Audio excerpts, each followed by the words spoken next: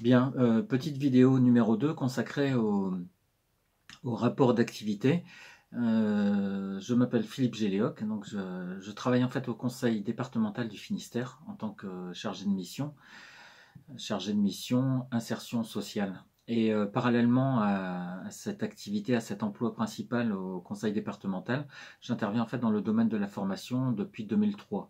Donc ça commence à faire quelques années et je me suis spécialisé donc dans tout ce qui est RAEP, reconnaissance des acquis de l'expérience professionnelle et donc notamment dans le rapport d'activité qui fait l'objet de cette formation.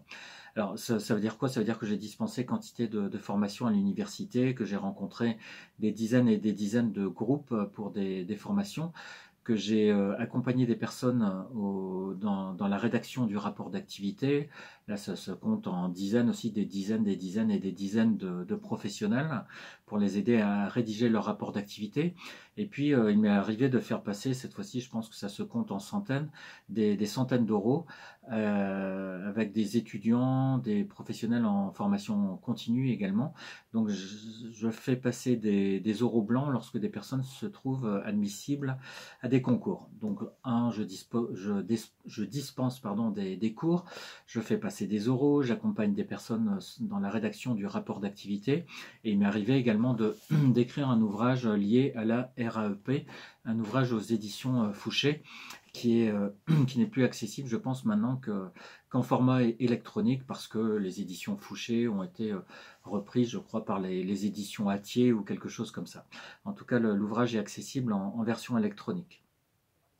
Alors, je reviens donc sur cette formation liée au rapport d'activité. Comme je l'indiquais dans la vidéo numéro 1, je suis dès à présent dans cette vidéo numéro 2 au niveau de l'introduction, une introduction consacrée à présentation de parcours et RAEP.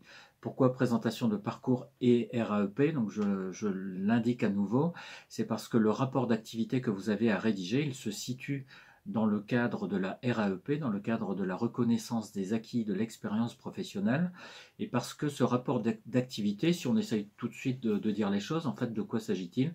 Il s'agit d'un récit, il s'agit d'un écrit qu'on doit faire, qu'on doit construire. Donc un récit que vous devez faire, il ne s'agit pas d'entrer des informations dans des cases, il s'agit ici de quelque chose qui est davantage littéraire, c'est un récit que vous devez faire, c'est un discours que vous devez tenir, pour ainsi dire, par écrit, dans lequel vous allez présenter votre parcours et puis indiquer certaines choses concernant le fait que vous aspirez à rejoindre telle ou telle fonction. Donc on est dans le cadre de la RAEP, la reconnaissance des acquis de l'expérience professionnelle, et puis c'est en fait ce rapport d'activité, c'est encore une fois une présentation de parcours. Donc là je vois, j'ai sous les yeux un document qui m'indique les personnes qui étaient, enfin comment dirais-je, les concours, les examens qui étaient visés par les personnes devant assister à la formation là, que je suis en train de vous dispenser.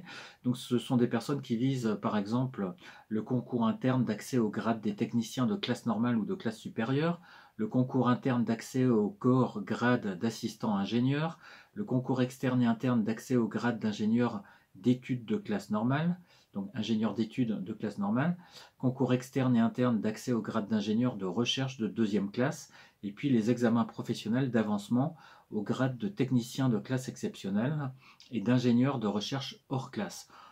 Tout ça pour vous indiquer qu'au-delà de tout ce détail-là, dans lequel je n'entrerai pas, je n'entrerai pas dans ce détail-là, au-delà de ce détail-là, ce qu'il est important de retenir, c'est le fait que le rapport d'activité, c'est une forme de présentation de parcours qui trouve son sens dans le cadre de quelque chose de plus global qui s'appelle la RAEP, la reconnaissance des acquis de l'expérience professionnelle. Alors si on essaye maintenant de comprendre de façon plus précise ce que ça signifie tout ça, ça signifie quoi?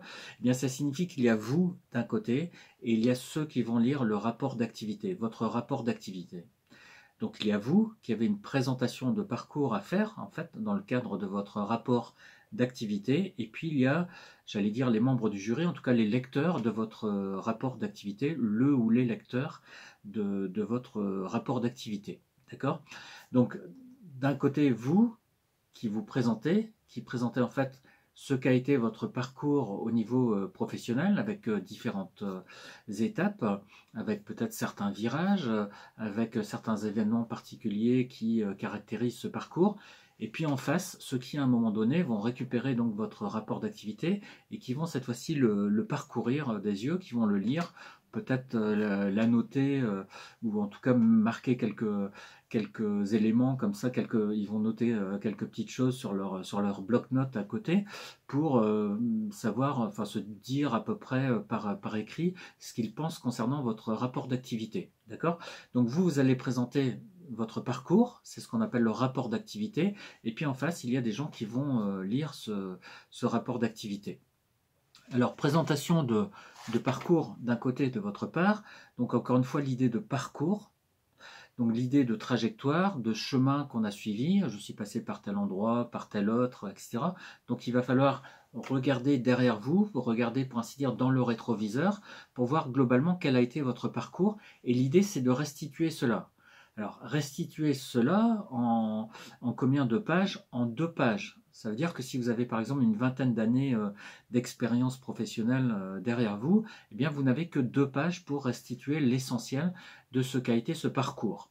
En tout cas, ce rapport d'activité, qui à mon goût porte très mal son nom, ce rapport d'activité, il ne consiste pas simplement à rapporter quelles ont été vos activités, comme on va le voir par la suite, mais il consiste à prendre un certain recul par rapport à votre passé, puis à vous dire, bon, globalement, qu'est-ce que ça a été en fait ce parcours-là, en quoi il a consisté. Donc vous pouvez effectivement mettre en avant quelques-unes de vos activités, mais vous n'êtes pas obligé d'entrer dans le détail, et d'ailleurs, ça n'est pas l'objectif, ça n'est pas le but du jeu. L'idée, c'est plutôt vous voyez, de donner une idée générale de ce qu'a été ce parcours, globalement par quel type d'étape vous êtes passé, quel type de thématiques sont concernées. Est-ce que vous avez travaillé sur les marchés publics, sur la recherche, sur plus un lien avec des étudiants, plus globalement, en quoi consistait ce parcours?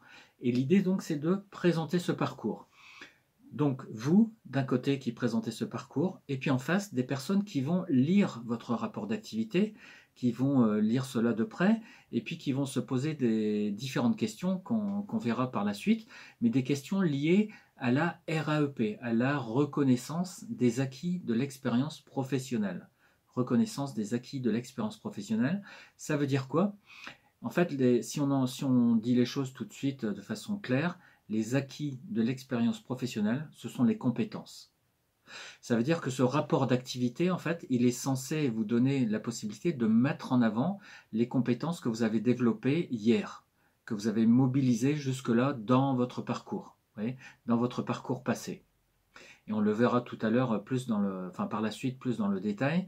Il faut évidemment mettre en avant certaines compétences, certes développées hier, mais qui sont en lien avec les compétences qu'il faut avoir demain pour être quoi? Pour être technicien de classe normale ou de classe supérieure, pour accéder au grade d'assistant ingénieur, etc. Donc prenez en compte votre objectif à vous. Donc vous présentez votre parcours dans le cadre de ce rapport d'activité, une présentation globale, une présentation générale, pour vous dire en quelque sorte, ben voilà, je prends un peu de recul, globalement, qu'est-ce qu'il y a dans ce parcours?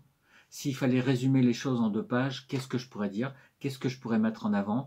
Qu'est-ce qu'il y a comme fil directeur dans ce parcours? Vous voyez? Donc c'est une idée générale que vous donnez à ceux qui vont vous lire de ce qu'a été votre parcours.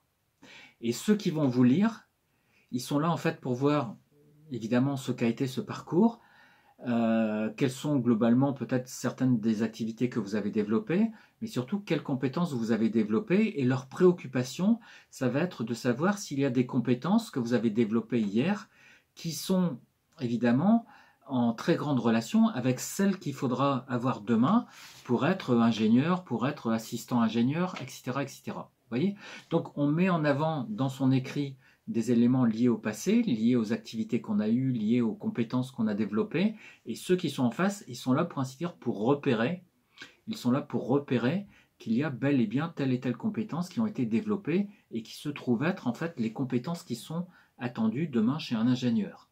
Donc concrètement, ça veut dire demain un ingénieur, je ne sais pas, mettons qu'on dise, ben, un ingénieur, il a vocation à encadrer une équipe, il a vocation à être à un certain niveau de compétence, il a vocation donc par exemple à savoir certaines choses, à savoir faire telle et telle chose, à savoir être de telle et telle façon, c'est-à-dire avoir tel type d'attitude. Et bien par rapport à ces choses-là qui sont attendues demain, est-ce que globalement dans la présentation de parcours que vous donnez, on trouve des éléments de cet ordre-là? D'accord? Donc un ingénieur par exemple, il sait ceci, cela. Eh bien, est-ce que dans ce que vous indiquez, on a l'impression que vous savez effectivement telle et telle chose? C'est-à-dire, est-ce que vous avez un bagage théorique, un diplôme, des connaissances, un savoir théorique qui font que, globalement, on peut se dire, effectivement, cette personne-là a le savoir requis, le savoir qu'il faut pour être ingénieur demain, ou pour être assistant ingénieur, ou pour être technicien de classe exceptionnelle, etc. Donc, pardon. 1. Est-ce que vous avez le savoir? 2. Est-ce que vous avez le savoir-faire? Donc 2. Est-ce que vous avez le savoir-faire requis?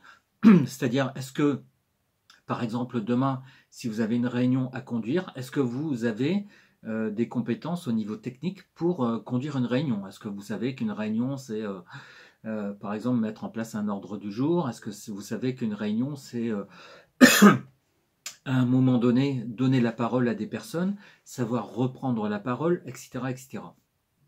Donc il faut évidemment aller fouiller du côté de la fiche métier.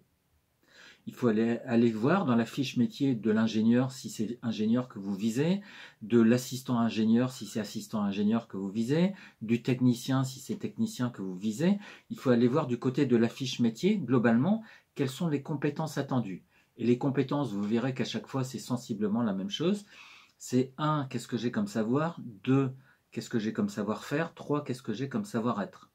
1, qu'est-ce que j'ai comme connaissance théorique, comme savoir? 2, qu'est-ce que je sais faire très concrètement? Appuyer sur l'ordinateur à tel endroit pour l'allumer, conduire une réunion, mettant en place un ordre du jour, etc.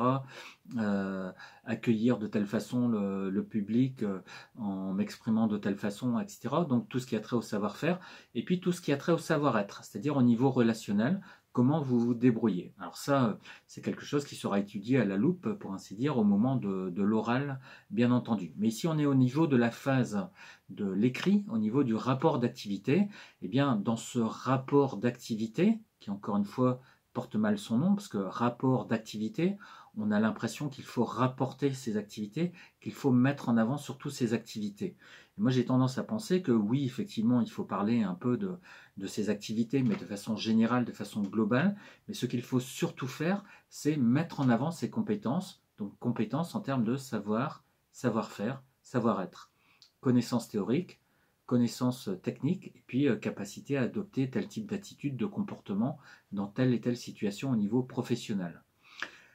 Donc, si je résume, on a quoi? On a d'un côté le candidat qui a à faire une présentation de parcours. Ici, pour ce qui nous intéresse, une présentation de parcours dans le cadre de ce rapport d'activité qu'il s'agit de rédiger sur 2 pages maximum. Et puis en face, on a des personnes qui vont nous lire, une personne peut-être simplement qui va lire notre topo de 2 pages, donc une feuille avec 2 pages, hein, un recto verso, qui va lire ça, qui va lire le document, qui va lire l'autre côté, voilà, cette personne-là va lire les 2 pages, et puis quelle question elle va se poser? Elle va se poser la question de savoir si, au regard des activités qui sont mentionnées, au regard des compétences, savoir, savoir-faire, savoir-être qui sont mentionnées, est-ce que cette personne-là, je peux estimer qu'elle est en capacité demain d'être ingénieur, qu'elle est en capacité demain d'être assistant ingénieur, qu'elle est en capacité d'être technicien, etc., etc. Vous voyez? Donc voilà globalement la situation, le candidat qui fait son rapport d'activité, qui construit un récit pour dire globalement ce qu'a été son parcours, donc qui présente de façon générale, globale, son parcours, vous voyez, une sorte de résumé sur 2 pages, et puis en face, donc, quelqu'un qui, à un moment donné, va récupérer le rapport d'activité, qui va lire ce rapport d'activité, et qui va se dire, globalement, est-ce que cette personne-là, au regard de ce qui est mentionné dans le parcours, est-ce que c'est quelqu'un qui demain peut effectivement être ingénieur, assistant ingénieur, technicien? Donc voilà globalement dans quelle situation on est. Et c'est pour ça que d'un côté, on parle de présentation de parcours. Je présente ce que j'ai fait. Je regarde dans le rétroviseur en tant que candidat. Donc je regarde dans le passé ce que j'ai fait. Je mets en avant ce parcours. Je présente ce parcours donc de la meilleure manière possible, comme on le verra par la suite, avec certaines stratégies à avoir en tête. Et puis en face, donc ceux qui vont récupérer notre dossier et qui vont essayer de reconnaître s'il y a des acquis de l'expérience professionnelle, c'est-à-dire s'il y a eu sédimentation, pour ainsi dire, une sédimentation, vous voyez, de telles et telles compétences qui font que, au bout du compte, on a tout un ensemble de compétences qui donnent la possibilité à la personne en question d'accéder à un poste d'ingénieur, par exemple, à un poste d'assistant ingénieur, à un poste de technicien.